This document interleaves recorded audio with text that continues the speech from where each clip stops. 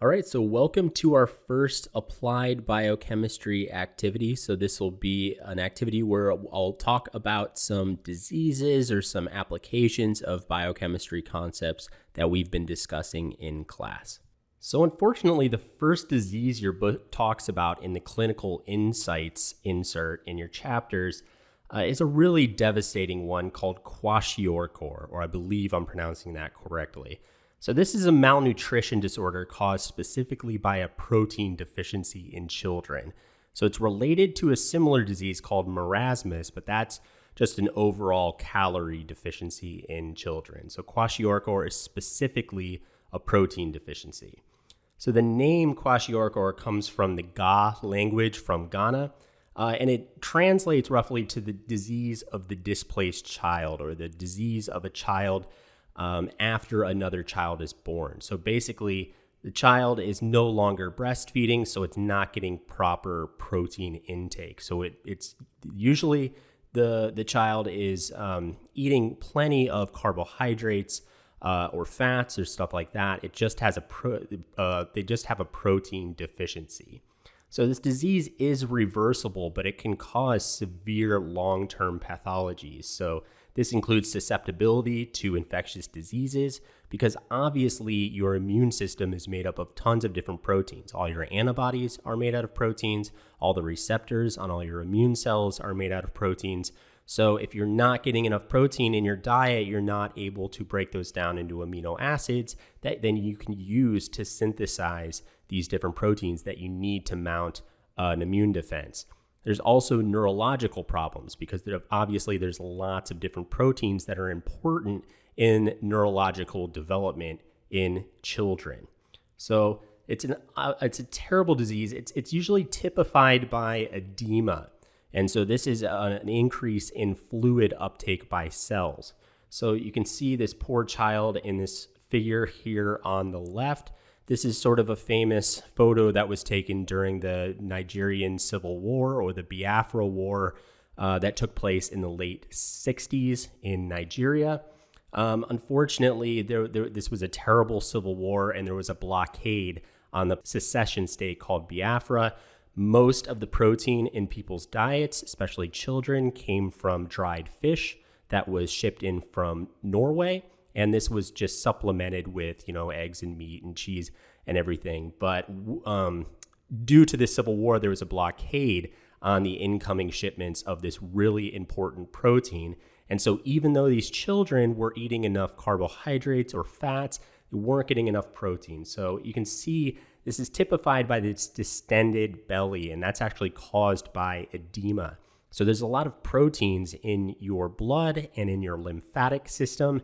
And so if there's not enough protein, specifically albumins in your bloodstream, this is going to mess with the osmosis of your cells, and it's going to lead to increased uptake of water in your cells. So there's this edema in both the blood or in the stomach, very obviously, and also in the limbs. And it causes all sorts of terrible organ failure and stuff like that. So this disease can be treated. So it has to be treated with critical care. So just maintaining the normal levels or trying to reestablish normal glycemia indexes and all of that sort of stuff, followed by catch-up feeding.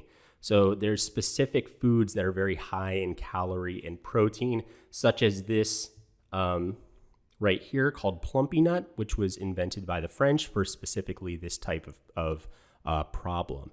So the child who's suffering from this illness would need to be basically stabilized and then get more than enough calories they would need so they can catch up and reach their normal growth guidelines, or everything like that. So it's a very devastating disease. I am sorry to start with it, but it's very important. And kwashiorkor really exemplifies the central role of proteins in maintaining life. So if you don't get enough proteins in your diet, then you're not going to be able to break those down into amino acids that you can use to synthesize proteins that are important for maintaining your blood and lymphatic proteins, and also things like your immune system and your and neurologic development. So it's kwashiorkor, very devastating disease caused by specifically a protein deficiency. So the next disease we'll talk about is osteogenesis imperfecta. So this is often called brittle bone disease because it's a genetic disorder resulting in individuals with bones that break very easily. And there's also other symptoms and complications involved with it. So 90% of cases of osteogenesis imperfecta are caused by mutations in collagen. So collagen is the most abundant protein in your body, and it's really important for connective tissues. So especially bones and ligaments and things like that. So collagen is formed by these triple helices actually, and they have this repeating unit. So you can see the collagen protein right here. So there's a glycine, a proline, proline, then another glycine, proline, proline. And that's sort of these repeating glycine units are really important for forming that triple helix, as you can see from the primary sequence of collagen right here. And so these glycine residues are really important in stabilizing this triple helix right here. So the hydrogen bonding interactions between these glycogens are actually what stabilizes this triple helix. Now, in osteogenesis imperfecta, a lot of times these glycine residues are replaced by other amino acids just by mutations that occur and are passed down from generation to generation.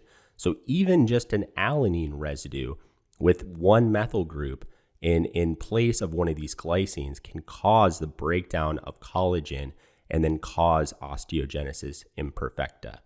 So individuals with osteogenesis imperfecta can live relatively normal lives and long lives, including this individual right here, Dr. Peter Radke, who was born in 1943 and was born in Germany, and actually through the efforts of his parents and a sympathetic doctor was actually able to escape a euthanasia program that was in place by the Nazis at that point. And he became a scholar of Romance languages and also a playwright and an actor. So osteogenesis imperfecta, brittle bone disease, is caused usually by breakdowns in collagen. So it's a very terrible disease, but a lot of individuals have it and are able to live relatively normal and productive lives. Another disease involving collagen is scurvy, which you may have heard about in terms of, pirates or something like that, because such people were often susceptible to this disease. So scurvy occurs from a lack of vitamin C, which is also called ascorbate. And vitamin C modifies proline residues in collagen to hydroxyproline. So that would just be a proline molecule with a hydroxyl group coming out at this position here. Now those hydroxyprolines are used to stabilize larger collagen fibers, so stabilize different triple helices of collagen to stabilize those fibers, which is really important for connective tissues. So this is the reaction here. You have a prolyl residue and an alpha-ketoglutarate, and then you add ascorbate and the whole prolyl hydroxylase enzyme, and that results in hydroxyproline residues on collagen. So scurvy often affects the gums in particular. So the common manifestation is tooth loss because gums actually turn over collagen very quickly. But in general, it causes skin lesions and issues with blood vessels. So scurvy is less common today, obviously, than it was in the past. Humans are actually one of the few mammals who are not able to synthesize our own vitamin C, so we're susceptible to this disease. So in any part of the world with other nutritional deficiencies, scurvy can occur more often in children and the elderly, but it can actually happen to people in the developed world, including this individual right here, Chris Franklin, who is an Australian comedian famous for writing the parody song Bloke in the year 2000. He was actually a very heavy drinker and had such a poor diet that he, to the surprise of him and his doctors, he developed scurvy in the 1990s or the 2000s. And so scurvy, also a disease involving collagen and the interaction of different triple helices. So it's a good example of how modification of the primary sequence, so modification of these prolines, affects not the secondary sequence, but the tertiary sequence and the quaternary sequence. So the interaction between those different collagen triple helices. So now we can start talking about diseases involved with protein misfolding. And one of those is Alzheimer's disease. So Alzheimer's disease, as you probably know, is a progressive neurodegenerative disease that causes dementia, usually in older people, although the onset can be as early as the mid-30s. And it invariably leads to death and is actually the 7th leading cause of death in the United States.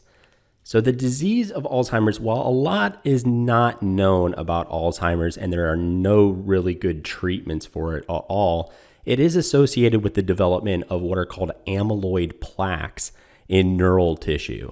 And this comes from misfolded amyloid beta protein that forms oligomers in neural tissues. So here on the left, we have an amyloid precursor protein. So that is a protein that it's a receptor. It's just normally expressed, especially in neural tissues, but a lot of other tissues as well. That amyloid precursor protein can actually be post-translationally modified. So it can actually be cleaved by a protease to form this amyloid beta protein and some other proteins as well. But the amyloid beta protein is shown right here. This can actually become misfolded and form these oligomers in neural tissues that cause these plaques, as you can see here. So this is neural tissue from an Alzheimer's patient right here.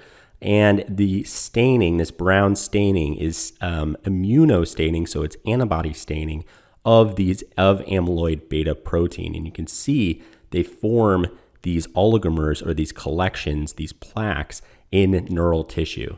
So you can see the effects of this are quite severe. So on the left here, we have a normal brain, and on the right, we have a brain from someone who succumbed to Alzheimer's disease.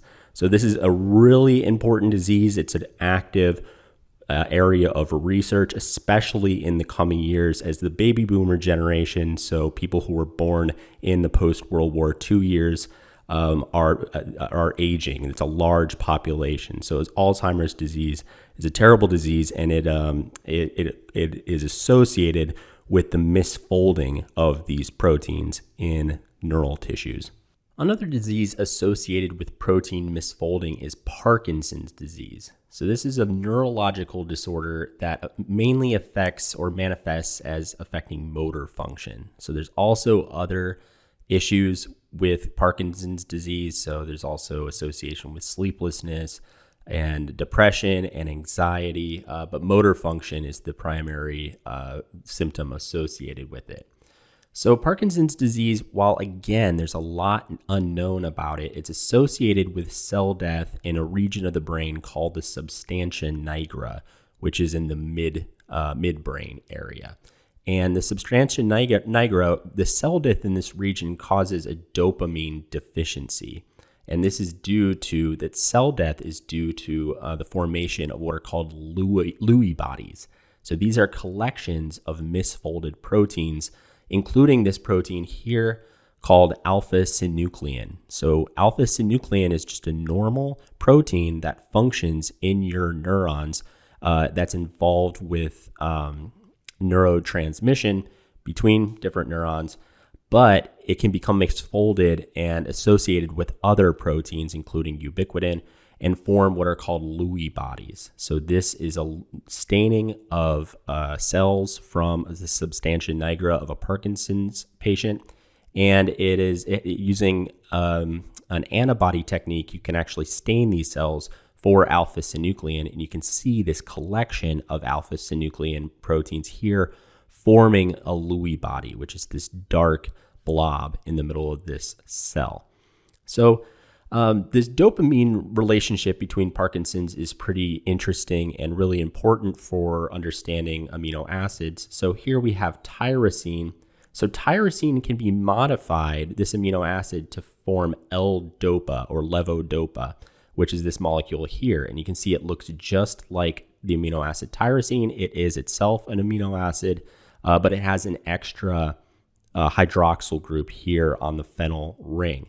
So L-DOPA is the precursor for the neurotransmitter dopamine, which is affected and is associated with these motor function issues in Parkinson's patients. So you can see this basically a CO2 group here is removed from L-DOPA to give you dopamine.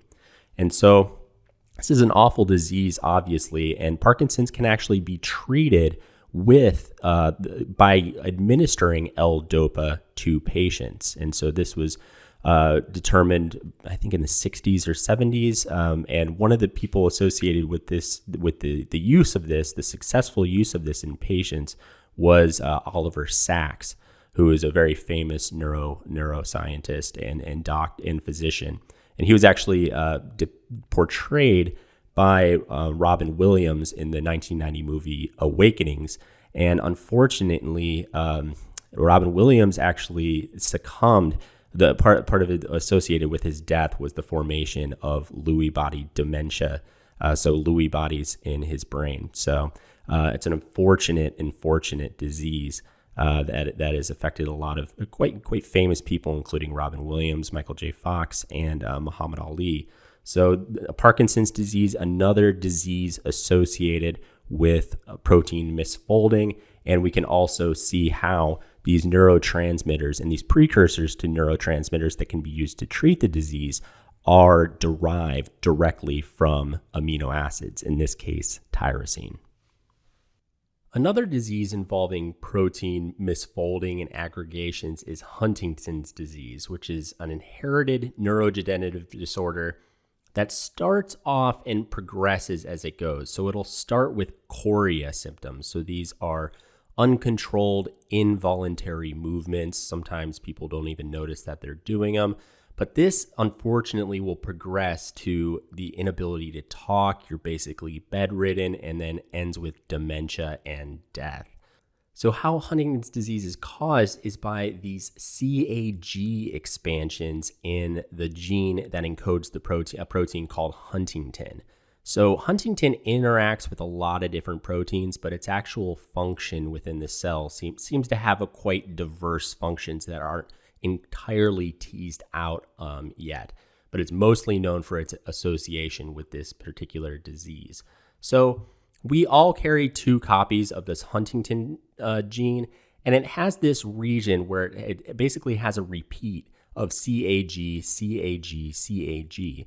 And CAG encodes in the RNA or in the DNA for glutamine, which is the 3-letter code GLN and the 1-letter code Q. So in normal people or in non-affected people, you'll have this poly-Q region right here where it's Q, Q, Q, Q, Q, Q, Q. However, in people with Huntington's disease, they have an expansion where there's many more of these CAGs, and so you have many more glutamine residues in the huntingtin protein.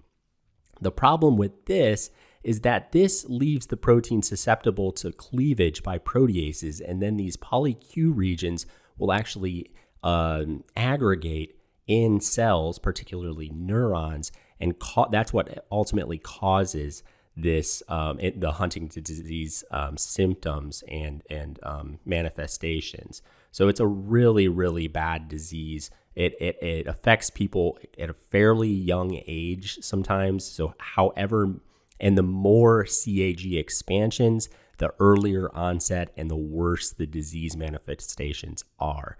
And it's a really bad disease. In particular, it affected Woody Guthrie, who's one of the great American songwriters. He wrote the song "This Land Is Your Land," and he died at the age of 55 from complications from Huntington's disease, which brought a lot of attention to the disease overall. So Huntington's disease, another disease where we see that the primary sequence of the protein has an effect effect when it's, not correct, or there's these CAG expansions that affects the overall ability for the protein to function and forms these collections of protein in cells that causes a neurodegenerative disease. And just so we end on a little bit more of an upbeat note, we're going to look at an example of where aggregations of proteins actually don't cause disease, but can actually protect and ensure the survival of a species. So to end this, let's consider the tardigrade. So tardigrades, also known as water bears, are very ancient microscopic animals. They're only about 0.5 millimeter in length. And they can survive in very extreme environments. So they've been found in the Antarctic, on top of mountains, all sorts of things. And they can withstand very extreme conditions. So huge amounts of pressure, very low amounts of pressure. They can survive complete desiccation, and they've even been shown to be able to survive in the vacuum of space. So it was it's been investigated for a lot of years of how tardigrades are able to do this. And recent evidence shows that actually an intrinsically disordered protein, so this is a protein that basically doesn't have alpha helices or beta sheets or a clear defined secondary or tertiary structure, is involved in their ability to withstand desiccation, so the complete removal of water from these species. So this group found that tardigrades express these tardigrade-specific intrinsically disordered proteins, or TDPs for short, and they've been shown to protect them from desiccation. So when tardigrades are very quickly desiccated, they will die. But if you desiccate them very slowly, they'll start expressing large amounts of these tardigrade-specific intrinsically disordered proteins, and that will actually allow them to survive that desiccation. You can basically bring them back to life or animation after providing them with water again. So if you take tardigrades that have been depleted of this TDP, or tardigrade-specific intrinsic disordered protein gene, they're now no longer able to survive this type of desiccation. So it's a pretty interesting way that these intrinsically disordered proteins, they actually form these non-crystalline aggregates in these water bears, or these tardigrades, and are able to protect them from very extreme conditions. All right, so it concludes applied biochemistry activity number 1. And please just let me know if you have any questions about any of the topics that we discussed.